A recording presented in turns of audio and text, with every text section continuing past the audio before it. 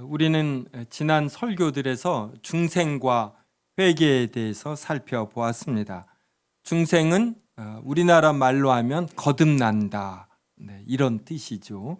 그래서 중이 무거움이 아니라 거듭이라는 이러한 뜻이 있지 않습니까? 그래서 중생은 거듭난다. 그래서 사람이 육체적으로 한번 태어나고, 그리고 신자는 영적으로 다시 한번 태어납니다. 그래서 영적으로 다시 태어난다, 그래서 거듭난다, 중생이라고 합니다. 이때는 새로운 생명의 씨앗이 우리 안에, 이제 보통 이것을 우리 마음에 심겨진다 이럽니다. 우리가 엄마 뱃속에서 태어나는 것이 이렇게 정자와 난자가 만나 수정체가 되어서 엄마의 태 속에 이것이 안착되면서 자라감으로 생명이 태어나지 않습니까? 그러니까 영적으로 태어나는 것도 마찬가지예요. 새로운 생명의 씨, 새로운 삶의 원리가 담긴, 새로운 영적 DNA가 담긴 그 씨가 우리 안에 심겨질 때, 그때 우리는 거듭나는 것입니다. 그러면은 우리가 식물의 씨앗도 땅 속에 들어가면 이것이 씨앗이 죽으면서 이제 발아한다 이럽니다. 그래서 싹이 나오고 점점 자라면서 땅을 뚫고 나오고, 이것이 자라 줄기가 되고 가지가 뻗고 열매가 열립니다. 이러하듯이 하나님께서 사랑으로 택하신 자를 이렇게 새로운 생명의 씨를 우리 안에 심기시고 이 씨앗이 또 자라게 하십니다. 그러면 이 씨앗이 자라면서 중생된 자에게 발생하는 일, 그 중에 하나인 회개를 우리가 지난주에 살펴보았습니다. 그래서 중생된 자는 시간이 지나면서 예전에는 죄로 여기지 않던 것을 죄로 여기게 되며, 이 죄가 위험할 뿐만 아니라 몹시 더럽고 참 혐오스러운 것이다, 이것을 알게 됩니다. 그러면서 또 동시에 주 예수 그리스도 안에서 하나님께서 우리에게 긍휼함을 갖는 줄 우리가 알게 되어 하나님께로 돌아섭니다. 죄를 버리고 하나님께로 돌아서며 하나님의 거룩한 본성이 담긴 의로운 율법대로 살아야지 되겠다, 이러한 생각을 갖습니다. 중생된 자는 이렇게 회개할 뿐만 아니라 또 믿음을 갖습니다. 그래서 하나님께서 우리를 중생시키시며 우리에게 회개와 믿음의 열매, 이러한 것을 주시는 것이에요. 그래서 우리는 이러한 하나님의 은혜와 일하심을 알고서 이런 진정으로 죄를 싫어하는 회개의 삶을 살려고 해야지 되고, 하나님이 주신 이 믿음을 갖고 예전에 알지 못하는 것을 성경에 의해서 분명히 알게 되니 성경에 있는 내용대로 살려고 해야지 됩니다. 오늘은 이 믿음에 대해서 살펴보려고 합니다. 예전에 인식하지 못하던 것을 인식하게 되는 이러한 믿음이 무엇인지에 대해서 살펴보는데, 오늘 설교 본문이 히브리서 11장이죠. 1절부터 3절이 크게 도움을 줍니다. 저와 한 절씩 읽겠습니다. 믿음은 바라는 것들의 실상이요 보이지 않는 것들의 증거니. 같이 읽습니다. 믿음으로 모든 세계가 하나님의 말씀으로 지어진 줄을 우리가 아나니 보이는 것은 우리가 국제공항을 가면은 때로 마약 탐지견이 나와서 이런 수화물을 냄새 맡는 것을 목격하게 됩니다. 지금은 인공지능을 이용한 첨단 기계들의 도움으로 마약들을 찾아내는데, 그럼에도 마약 탐지견의 역할은 여전히 중요합니다. 그래서 마약을 탐지할 때 6건 중에 1건꼴로 이 개가 마약을 찾아냅니다. 또 때때로 산에서 실종 사건이 발생했을 때 군경을 동원해서 수백 명이 1박 2일, 2박 3일 동안 찾아도 찾지 못하는 실종자, 때로는 도망자를 이러한 탐지견 두세 마리를 풀어놓으면 때때로 30분, 1시간 만에 찾기도 합니다. 그러니까 개가 냄새를 얼마나 잘 맡는지 알겠죠. 네. 근데 이 개는 왜 냄새를 잘 맡을까요? 개가 의지한 것도 아니고 노력한 결과도 아닙니다. 기본적으로 냄새를 잘 맡는 능력, 이것을 개는 타고납니다. 그래서 개의 DNA에 냄새를 잘 맡는 능력이 있는 것입니다. 그런데 또 이러한 개들은 종합적인 인식 능력에서는 사람보다 떨어집니다. 냄새는 잘 맡지만 다른 것들을 분별하는 능력은 떨어집니다. 제가 우리 집이 진돗개를 길렀습니다. 이렇게 친해지면은 그 큰 진돗개가 집 안에서 같이 생활을 합니다. 이게 뭐 털이 날리고 이러는 게 이게 부담이 되지 않아요. 진돗개에 대한 애정이 생기면은 그 진돗개 앞에서 제가 TV를 봅니다. 그럼 리모컨을 작동을 하는데 진돗개는 이 리모컨을 누르면 TV가 켜진다라는 이러한 원인과 결과를 분별해내지 못합니다. 근데 우리 집 아이들은 서너 살이 되면은 제가 TV를 앞에서 리모컨을 키면 TV가 켜지는 것을 몇 번 관찰하면 이것을 통해서 TV를 키는구나, 이 원인과 결과를 알아내서 그들도 TV를 킵니다.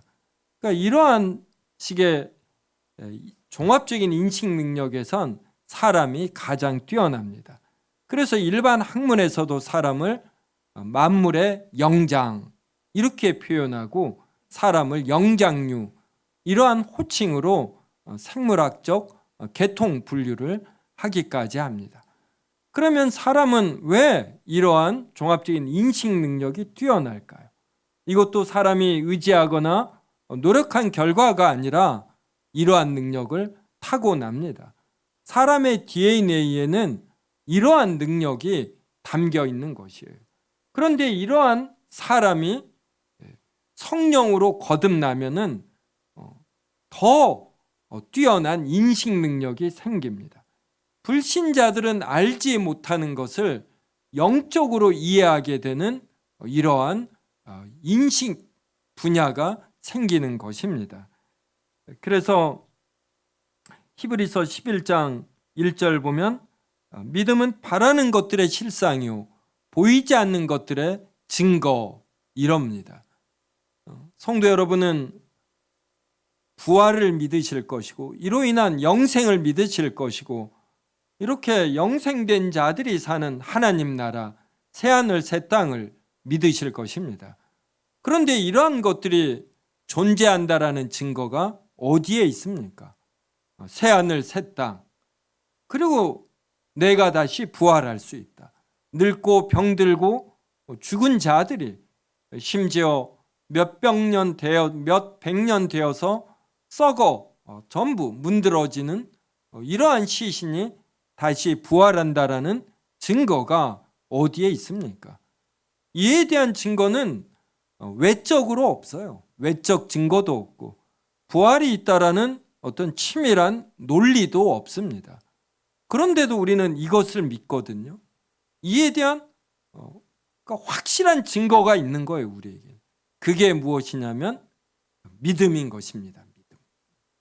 믿음이 있으면 그냥 이렇게 인식이 되는 거예요. 우리가 눈이 잘 보이는 사람은 그냥 보이지 않습니까? 이 보이는 것을 보인다라는 증거를 대라고 하면 할 말이 없거든요. 지금 제가 설교하는 내용을 귀로 듣습니다. 귀로 들리는 걸 들린다고 하지 들린다라는 증거를 대라고 하면 어떻게 되겠습니까? 이러하듯이 우리에게 믿음이 있으면 보이지 않는 것들이 인식이 되는 거예요.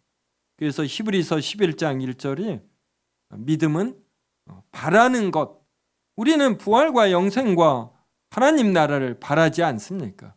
이것들을 실제처럼 여기게 하는 것이 믿음인 것이고 보이지 않는 하나님 나라 그리고 하나님 자체도 우리에게 보이지 않습니다.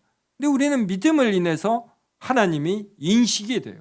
눈으로 보이지 않고 귀로 들리지 않지만 믿음이라는 이러한 인식수단을 통해서 하나님은 반드시 존재하신다라는 이러한 인식을 갖고 확신을 갖습니다. 그래서 믿음이 증거인 것이에요. 그래서 믿음은 절대로 하면 된다라는 이러한 적극적 사고방식이나 어떠한 단체가 하면 된다로 나아가는 그룹 다이내믹스 이러한 게 절대 아닙니다. 적극적 사고방식 이런 거 절대로 아니에요. 또 지금 우리가 여기에서 예배를 드리는데 이 건물이 무너지지 않는다라는 믿음이 있기 때문에 예배를 드린다. 이런 식으로 믿음을 설명하는데 이것도 잘못된 것이에요. 우리가 지금 왜 여기 3층에서 예배를 드리냐면 이 건물이 무너지지 않는다라는 것을 우리의 경험을 통해서 그리고 철근 콘크리트 건물이 튼튼하다라는 학문적 결과물을 통해서 우리가 여기에서 예배 드리는 것이지 어떤 성경이 말하는 이러한 믿음 때문에 여기서 예배 드리는 것이 아닙니다. 그래서 믿음은 자신의 어떠한 기대나 욕구가 이루어질 것이다라고 강하게 믿어버리는 것, 이것도 성경이 말하는 믿음이 아니에요. 성경이 말하는 믿음은 그냥 인식이 되는 거예요. 그래서 이것을 믿지 않을 수가 없는 것입니다. 근데 믿음이 약한 사람은 이게 흐리게 믿어지지요. 근데 믿음이 강한 사람은 아주 강하게 믿어집니다. 그러니까 믿음이 강해진다라는 것, 해상도가 높다, 이런 형태로 생각하면 됩니다. 그래서 이러한 믿음이 강해지는 데 있어서 이러한 설교, 성경 공부, 하나님 말씀이 중요하고, 그리고 우리가 다음 주에 거행하는 성찬이 떡과 포도주가 예수 그리스도의 죽음과 이런 십자가에서 흘리신 피와 살을 의미하지 않습니까? 그래서 이러한 성찬, 그리고 기도, 말씀, 성찬, 성례, 기도, 이것이 우리의 믿음을 강하게 하는 것입니다. 또 11장 3절 보십시오. 믿음으로 모든 세계가 하나님의 말씀으로 지어진 줄을 우리가 아나니 보이는 것은 나타난 것으로 말미암아 된 것이 아니니라. 이렇게 되어 있습니다. 그래서 진화론이냐 창조론이냐 이거는 증거의 문제가 아니에요. 이것은 시각의 문제입니다. 사람은 합리적이면서도 합리화를 하는 것이에요. 그래서 대한민국에 어떤 중요한 이슈가 있을 때, 딱 이슈가 떴을 때 이것을 찬성하느냐 반대하느냐, 이걸 모든 개인이 순간적으로 결정을 합니다. 그 다음에는 자신이 결정하는 것을 지지하는 정보를 모으는 것이에요. 그래서 그 다음부터는 합리화를 하는 것입니다. 그래서 사람은 합리적이면서도 자신이 결정한 것을 합리화하면서, 그러니까 처음 결정이 잘 되어야 이 합리화 과정이 합리적이지, 처음 잘못을 결정하면 그 다음부터는 자신의 결정을 지지하는 정보와 논리를 이렇게 모으는 거예요. 그래서 얼마나 처음 좋은 통찰을 갖고 잘 결정하는가, 이게 중요하죠. 그래서 진화론은 사물이 물질에 전능한 능력이 있다고 보는 겁니다. 그래서 물질에서 처음 생명체가 나와요. 이것을 단세포라고도 표현을 하죠. 이것이 긴 시간 속에서 어떤 고등동물로 진화하고 사람도 그 가장 높은 진화 단계로 보는 것입니다. 이러한 능력이 물질에 있다라고 믿는 것이에요. 진화론은. 창조론은 이러한 전능한 능력이 하나님에게 있다라고 보는 것입니다. 그래서 우리 신자들은 보이는 것은 나타난 것으로 말미암지 않는다. 지금 우리 눈에 보이는 것, 이것은 이미 나타나 있는 것으로 말미암는 것이 아니라 하나님의 능력에서 나온다, 이런 뜻이에요. 그래서 무엇이 존재하려면 어떤 에너지가 있고 힘이 있어야지 되는데, 이게 하나님으로 인한 것입니다. 하나님께서 전능하시고 그리고 우리를 사랑하셔서 이 만물을 하나님의 말씀으로 지으신 것이고, 이거에 대한 증거가 무엇입니까? 창조론의 증거가 뭐예요? 이게 믿음인 것이에요. 믿음. 다른 데 있지 않아요. 화석이니 뭐니 이런 데 있지 않고, 이런 것들은 전부 다 내가 진화론을 믿느냐 창조론을 믿느냐에 따라 합리화하는 데 쓰이는 도구들입니다. 똑같은 증거물이 있는데 진화적 관점에서 보냐 창조적 관점에서 보느냐에 따라 이 해석을 달리하는 것이에요. 3절이 말하는 것처럼 우리는 믿음으로 모든 세계가 하나님의 말씀으로 지어진 줄을 압니다. 그리고 보이는 것은 나타난 것으로 말미암는 것이 아니라 하나님의 말씀으로 말미암는 것이요. 하나님은 전능하시고 우리를 사랑하시기 때문에 우리에게 필요한 것들을 이렇게 창조하십니다. 그래서 히브리서 11장은 1절부터 3절까지 이렇게 믿음에 대해서 말하고, 이제 4절 이후서부터 구약 성경에서 이러한 믿음을 가지고 인생을 산 이러한 인물들을 말을 해줘요. 믿음이 있으면 어떠한 삶을 사는가, 이것을 히브리서 11장이 말해줍니다. 우리가 이제 그래서 히브리서 11장 7절 8절을 살펴볼 것인데, 먼저 이렇게 믿음에 대한 어떤 신학적 정의, 이것을 한번 보겠습니다. 믿음에 대한 신학적 정의는 자막에 나오는데, 믿음은 외적 증거나 논리적 입증에 의존하지 않고 즉각적이고 직접적인 통찰에 의존하는 확실한 지식이다. 그래서 믿음은 외적 증거에 의존하는 지식이 아니에요. 논리적 입증에 의존하는 지식도 아닙니다. 그냥 믿음이 생기면은 이렇게 즉각적이고 직접적인 통찰력이 생겨요.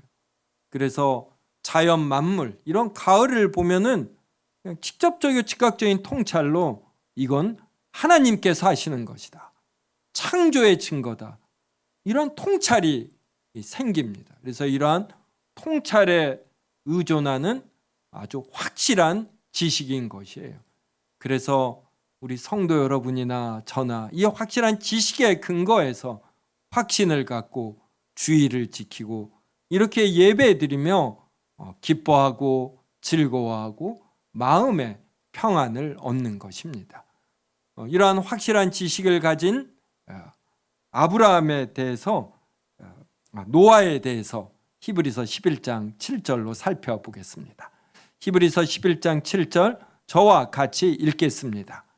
믿음으로 노아는 아직 보이지 않는 일에 경고하심을 받아 경외함으로 방주를 준비하여 그 집을 구원하였으니 이로 말미암아 세상을 정죄하고 믿음을 따르는 의의 상속자가 되었느니라. 성도 여러분, 비가 오지 않는데 아주 큰 비가 내린다 생각하며 배를 준비하는 일, 이게 참 쉽지 않습니다. 사람은 여론에 얼마나 민감한지 몰라요.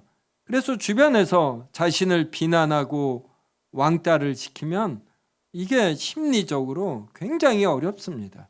그런데 노아는 얼마나 이 믿음에 의해서 확실한 지식을 갖는지, 하나님께서 어느 날 나타나셔서 큰 비가 내릴 것이라며 경고하시는 것입니다. 그때 노아는 분명하게 깨닫습니다. 막연하게 알던 걸 분명하게 깨닫는데, 그건 자기와 동시대에 살고 있는 사람들의 삶의 방식이 틀렸다는 것을 아는 것이에요. 이렇게 사는 자들에 대하여 창조자이신 하나님께서 벌을 내리실 것임을 막연하게 느꼈습니다. 그런데 하나님께서 나타나셔서 이에 대해서 분명하게 말씀하셔요. 그때 그는 믿음이 있기 때문에 직접적이고 즉각적인 통찰에 의거해서 이것은 반드시 일어난다라는 확실한 지식을 갖습니다. 그래서 모든 동물을 태우는 배이면 얼마나 커야 하겠습니까? 이것을 만드는 비용도 크고 기간도 깁니다. 그런데 노아는 자신이 평생에 걸쳐 모은 모든 재산을 바쳐서 이 배를 만드는데 몇 년 걸리지 않겠습니까? 이걸 하는 거예요. 그때 주변에서 그를 얼마나 비난하겠습니까? 그런데 그는 흔들림 없이 배를 만드는 것입니다.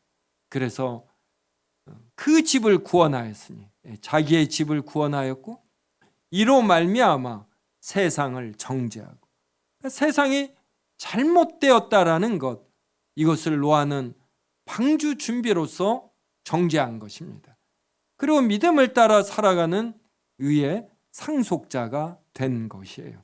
믿음이 있으면 이런 삶을 살게 되는 것이고, 이러한 삶을 살도록 하나님께서는 이러한 영적 DNA를 지닌 새로운 생명의 씨, 이것을 자신이 선택한 자들에게 심어 놓으시는 거예요. 이것이 시간 속에서 성장하면 신자는 회개하는 것이고 믿음을 갖는 것입니다.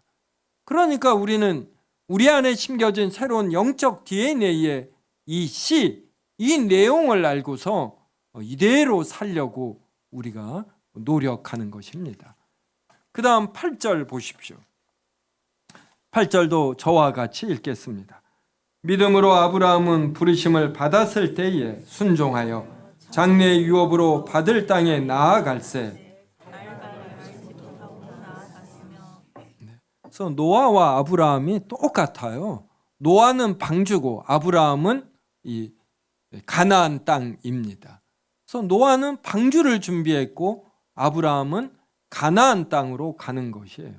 자신이 평생에 걸쳐서 터를 쌓은 여러 지인들로 이루어져서 무슨 사업을 하든 무슨 일을 하든 편하게 할 수 있는 이런 인적 네트워크를 전부 다 포기하고 고향 땅을 떠나는 일, 이것은 노아가 방주를 준비하는 것처럼 쉬운 일이 아닙니다. 그런데 아브라함도 막연하게 지금 자신이 살고 있는 고향 사람들의 삶을 보니 이건 아닌 것입니다. 그때 하나님께서 나타나셔서 너의 고향 집을 떠나 가나안 땅으로 가라. 그러면서 하나님이 내 이름을 창대하게 하고 너를 여러 민족의 조상이 되게 하시겠다, 이러는 것입니다. 그때 아브라함은 이 고향 사람들이 사는 삶이 틀린 것, 이것이 분명하구나. 하나님께서 원하시는 대로 나는 가나안 땅에 가서 그곳에 정착하여 하나님의 자녀가 살아야 되는 삶을 살아야지 되겠구나, 이러한 확신을 갖습니다. 그때 자신이 가나안 땅까지 무사히 갈 수 있는지, 그 당시는 치안이 참 불안합니다. 그 다음에 가나안 땅에 가서 자신이 잘 정착할지 이걸 알지 못했어요. 이것을 성경은 갈 바를 알지 못하고 나아갔다. 자신이 고향 땅을 떠나 어떻게 정착하고 이럴지를 알지를 못한 것이에요. 그런데 믿음이 있어요. 자신을 부르신 하나님께서 자신을 도와 가나안 땅에 정착하게 할 것임, 이 믿음이 있었기 때문에 그는 순종하여 장래 유업으로 받을 땅에 기꺼이 나아간 것입니다. 그래서 믿음이 있으면 직접적이고 즉각적인 통찰에 의해서 확신이 생기기 때문에 이러한 삶을 사는 것이에요. 그래서 우리도 우리 안에 있는 이 믿음으로 통찰한 것, 이것을 이렇게 찬찬히 살펴보는 것이에요. 하나님께서 나에게 믿음을 주시며 어떠한 삶을 원하시는가. 이제 그때 우리도 노아처럼 아브라함처럼 굉장히 담대하게 되고 전혀 생각지 않은 이러한 삶을 살게 되는 것입니다. 히브리서 11장 26절과 27절을 통해서 모세를 살펴보겠습니다. 저와 한 절씩 읽겠습니다. 그리스도를 위하여 받는 수모를 애굽의 모든 보화보다 더 큰 재물로 여겼으니 이는 상 주심을 바라봄이라.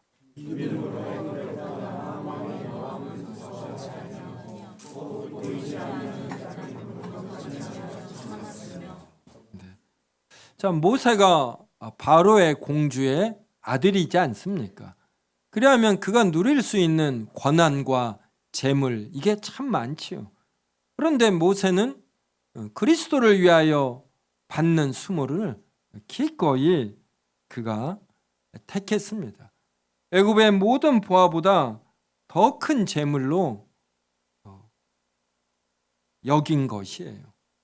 모세는 애굽의 모든 보화를 받는데 이게 가치 있게 여겨지지 않습니다. 그의 즉각적이고 직접적인 통찰로 애굽의 모든 어떤 명예, 권력, 이것보다 그리스도가 더 좋은 것이에요. 그리스도를 위하여 받는 수모는 불편한데 이게 그에게는 더 큰 재물로 여겨지는 것입니다.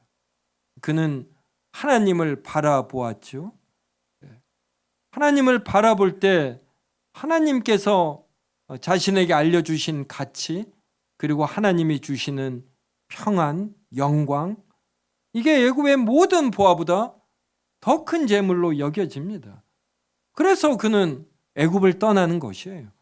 그래서 유대인이 애굽인에게 핍박을 받을 때 그 애굽인을 쳐 죽이는 용기와 담대함이 그에게는 있습니다. 그래서 그는 미디안 광야에서 40년을 보냈죠. 40년을 무명인으로 사는 것 쉽지 않은데 모세는 넉넉히 이 40년을 이겨냅니다. 양을 치며 그는 하나님과 교제하는 것이에요. 하나님께서 자신에게 줄 영원한 하나님 나라, 이것을 바라보면 이 땅에서 그가 누려야 할 영광이나 명예나 권력, 이게 작게 보이는 것입니다. 그래서 그는 왕의 노함을 무서워하지 않아요. 애굽 왕을 무서워하지 않아요. 그래서 미디안 광에서 40년을 보낸 후 다시 애굽으로 가라고 하나님께서 하실 때 그는 기꺼이 갈 수 있는 믿음이 있는 것입니다. 그곳에 있는 이스라엘 백성을 이끌고 다시금 가나안 땅에 정착하는 것, 그 아브라함과 똑같은 믿음을 모세는 가진 것입니다. 또 히브리서 11장 30절 보십시오. 믿음으로 7일 동안 여리고를 도니 성이 무너졌으며, 그래요. 이거는 전쟁입니다. 전쟁. 성도 여러분, 누구와 주먹으로 치고받는 싸움 해보신 적 있는지요? 네. 이제 아주 정식으로 결투를 벌여서 내일 어디에서 친구들이 보는 데서 주먹 싸움을 하는 거예요. 그러면 그날 밤 얼마나 긴장이 되겠습니까? 근데 이것은 치고받는 정도가 아니라 목숨에 왔다 갔다 하는 전쟁입니다. 이스라엘 백성은 광야에서 40년 동안 있는 동안 뭐 무기를 가졌겠습니까? 무기 재련소가 있어야 무기를 잘 만들죠. 광야 40년 동안 지쳐 있습니다. 그리고 공격하는 층은 전력의 3배 정도는 강해야 수비하는 측을 이깁니다. 그런데 이 여리고성을 하나님 말씀대로 7번 돕니다. 이스라엘 백성은 자신들을 가나안 땅으로 부르시는 하나님께서 승리도 주실 것이라는 이러한 직접적이고 즉각적인 통찰이 있는 것이에요. 이로 인한 분명한 확신을 갖고 그는 여리고와 전쟁을 합니다. 어떤 방식으로 이길지 모르지만 이길 것이다, 이런 막연한 자신감이 있는 거예요. 근데 하나님께서 여리고성을 7번 돌라고 합니다. 믿음대로 했죠. 그랬더니 이 성이 무너져 하나님께서 승리를 주십니다.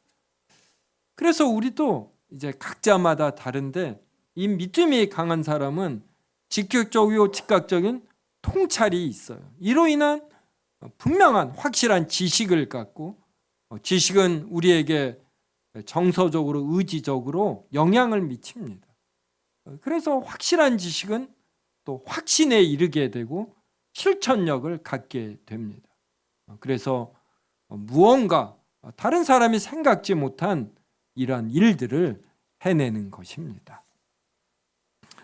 그리고 오늘 설교 본문이 33절인데 33절부터 한번 보십시오. 믿음이 있는 자들은 그 믿음으로 나라들을 이기기도 합니다. 의를 행하기도 하며 약속을 받기도 해요. 어떤 사람은 믿음이 없기 때문에 하나님의 말씀하신 약속을 누리지 못합니다. 사자들의 입을 막기도 하고, 다니엘이 사자들의 입을 막아냈죠. 34절 보면 믿음으로 불의 세력을 멸하기도 하며, 다니엘의 세 친구가 풀무불에 들어갔는데도 타 죽지 않았습니다.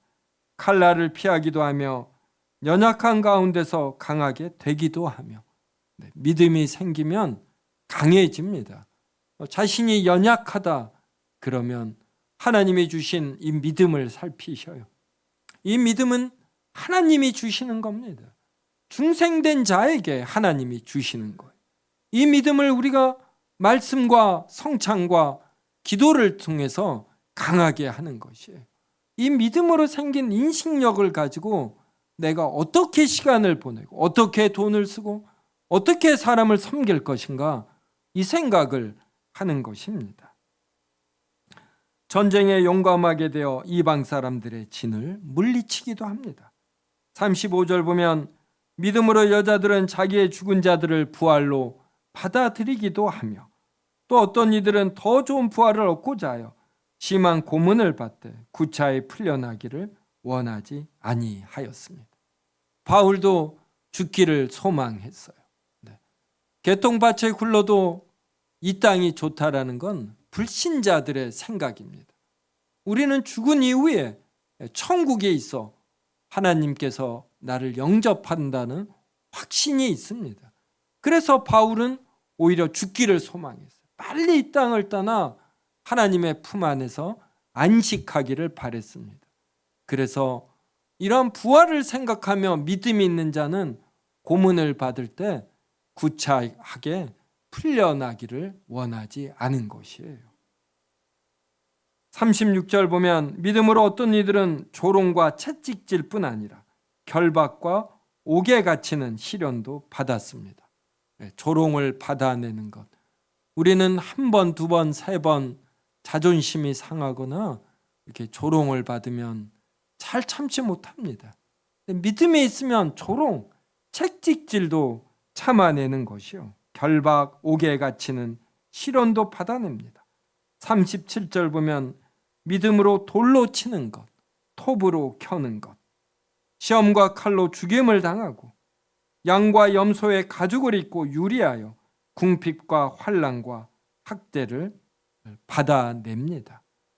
옷이 없어서 양과 염소의 가죽을 입습니다. 시험과 칼로 죽임을 당해요.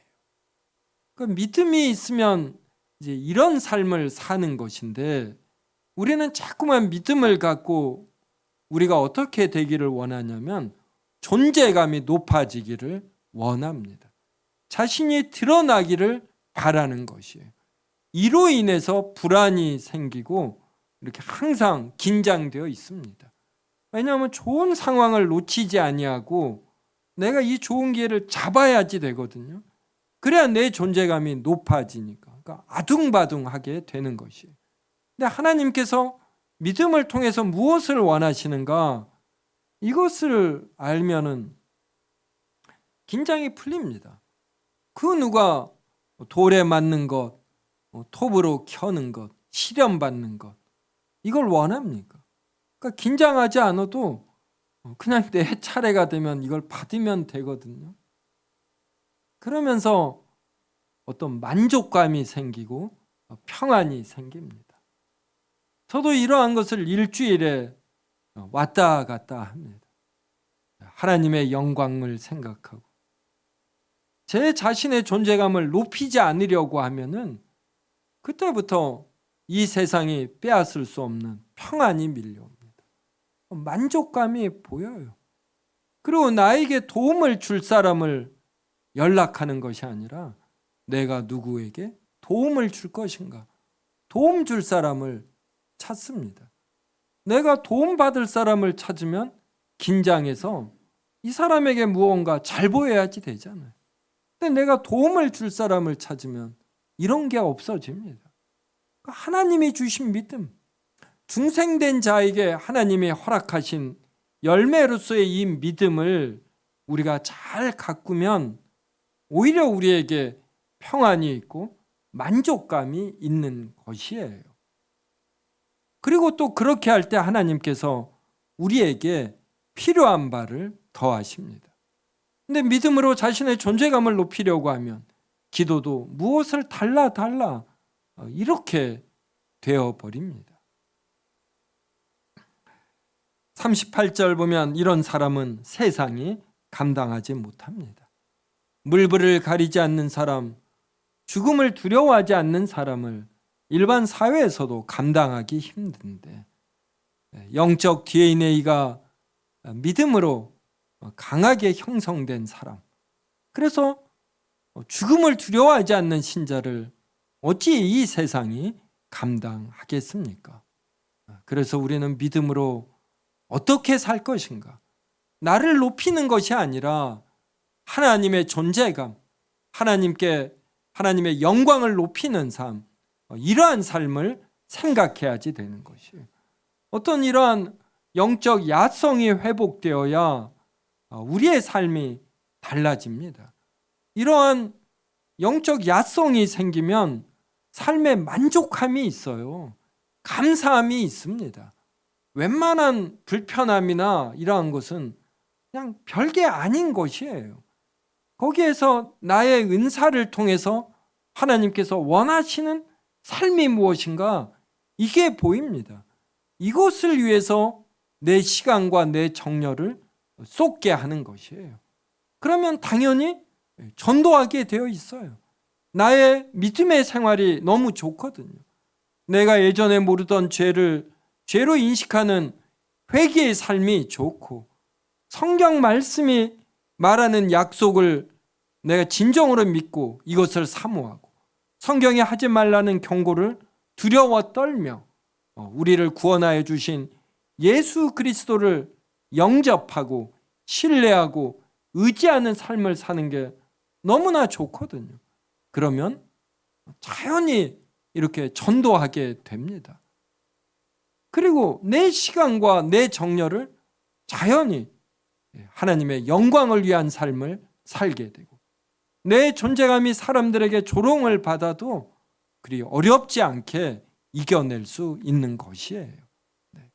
그래서 하나님께서 우리를 중생시키시고 우리에게 회개하게 하고 믿음 주심을 알고서 이것을 우리가 부응하는 삶, 활용하는 삶을 살아내야지 돼요. 나에게 영적인 활력이 없다, 그러면 대부분 자신의 존재감에, 자신의 보통 하는 말로 그 알량한 자존심, 어떤 사람의 표현이나 어떠한 몸짓, 얼굴 표정, 이러한 것들에 얽매이는 것입니다. 그런데 강한 믿음을 가지면 내가 어디에 내 시간을 써야지 되는가, 내 정열을 어디에 바쳐야 하는가, 이게 보여요. 뚜렷한 목표의식이 생기면 아침에 일어날 때 벌써 달라집니다. 이 목표를 이루어야지 되거든요. 그러니까 분명한 방향감을 갖고 이렇게 힘차게 살아가게 되어 있습니다. 또 여러분이 믿음을 인해서 고난을 당하고 있는지도 한번 생각해 보십시오. 고난은 현대인에게 어울리지 않는 단어입니다. 고난은 하나님께서 믿음의 생활을 할 때 우리에게 주시는 바예요. 이것을 믿음을 갖고 우리가 넉넉히 이겨내야 하는데, 우리는 고난 자체를 하나님께 벌 받는 것으로, 왜 나에게만 이런 일이 있는가로 생각하는 경향이 있습니다. 우리 모두에게는 육신의 정욕, 안목의 정욕, 이생의 자랑이 남아 있습니다. 신자들일지라도, 목사인 저에게도 이것은 때때로 강한 유혹으로 다가오는 것이에요. 우리는 하나님이 주신 믿음으로 이것을 이겨내고 나의 정욕이 아니라 하나님의 영광을 위한 삶, 이러한 삶을 살려고 우리는 치열하게 노력해야지 됩니다. 이것을 위해서 우리는 하나님의 말씀을 더 가까이 하고, 그리고 더 기도하는 것이고, 이런 것을 추구하는 성도들과 교제하며 서로가 서로를 이렇게 권면하고 격려하며 나가야지 돼요. 그러면 쓸데없는 이야기 안 합니다. 뭐 자질구레한 이야기, 확인되지 않은 이야기, 이런 것으로 시간 보내지 않는 것이에요. 믿음이 강해지면 뚜렷한 목표물이 생기고 내가 어떻게 내 시간을, 내 돈을, 내 정열을 써야지 되겠다. 이게 분명히 보이는 것입니다. 저도 이 설교를 준비하면서 또 많이 회개하고 더 분명하게 내 시간, 내 정열, 내 돈을 써야지 되겠다. 저는 목사로서 어떻게 보면 더 이러한 일에 집중할 수 있는, 이러한 삶을 살 수 있는 이러한 여건이 되는 것이죠. 제가 무슨 세상의 명예를 추구해야 합니까? 오직 하나님의 영광인 것이죠. 이러한 삶을 보임으로 성도들에게 도전이 되고 그것이 세움교회에서 자연히 어떤 영적 활력이 되면 좋겠다, 이런 생각을 가졌어요. 제가 우리 교회 9월 29일 정교인 총동원 전도주일 가졌나요? 저는 더 많은 성도들이 전도하는 줄 알았어요. 그런데 생각보다 적지 않더라고요. 그걸 보면서 우리 세움교회의 어떤 영적인 상황이라고 할까요? 이걸 보게 되고 이거에 대한 최종적 책임은 저에게 있는 것입니다. 그래서 세움교회가 어떠한 변화가 없는 한 계속해서 이러한 삶을 살겠다. 제가 두서 달 지나면 두서 달 전에 있었던 교인들 간에 회자된 이야기를 들어요. 전혀 확인되지 않은 이야기가 그렇게 퍼졌다는 이야기를 듣습니다. 그러면 저는 놀래요. 그래서 세움교회가 이러한 것들을 벗어나서 정말 하나님의 영광을 갈망하면서 하나님이 주신 이 중생의 씨앗이 퍼지면서 성장하면서 나타나는 회개와 믿음의 삶을 살아야지 된다. 이 일에 목사인 제가 먼저 본을 보여야지 된다. 이러한 생각을 이번 주에 많이 했습니다. 성도 여러분도 우리가 그리스도인으로서 무언가 활력 있는 삶을 살아야 되지 않습니까? 자기 자신의 영적인 활력을 위해서도 이러한 하나님이 주신 믿음을 더 강하게 하는, 해상도가 더 높은 믿음, 더 단단한 믿음, 이것을 가져야 됩니다. 이제 2025년이 되는데 이러한 영적인 목적, 이러한 것을 한번 가져보셔요. 하나님이 주신 믿음을 갖고 내가 어떠한 이러한 영적인 목적, 이것을 이루겠다. 그러면서 우리의 삶이 달라져야지 되는 것이에요. 꼭 세움교회를 위해서가 아니라, 저는 세움교회를 이렇게 외적으로 크게 성장시키는 이러한 생각이 별로 없습니다. 저는 설교를 할 때나 성도들과 면담을 할 때나 그를 어떤 하면 된다라는 긍정적 사고방식, 적극적 사고방식, 그리고 세움교회를 그룹 다이내믹스를 이용해서 사람들로, 성도들로 하여금 어떤 교회의 외적 성장에 이렇게 몰두하도록 만들어가는 이러한 일을 거의 하지 않습니다. 저는 각 개인이 하나님 앞에서 어떻게 사는 것이 신자다움인가, 늘 이 관점을 지니고 있어요. 이런 면에서 제가 정말 자신이 있습니다. 어떤 다른 의도가 없거든요. 그래서 우리 모든 성도가 하나님 앞에서, 그래서 내가 죽었을 때 하나님 앞에 섰을 때 칭찬받는 삶, 이러한 삶을 사는 것이에요. 이것을 위해서도 자신의 믿음을 한번 돌아보시기 바랍니다. 히브리서 11장에 나오는 이 인물들이 전부 다 칭찬받는 이들 아닙니까? 이런 이들처럼 세상이 감당할 수 없는 이런 삶을 살아내는 것이에요. 그럴 때 우리에게 기쁨, 만족, 이러한 것이 있습니다.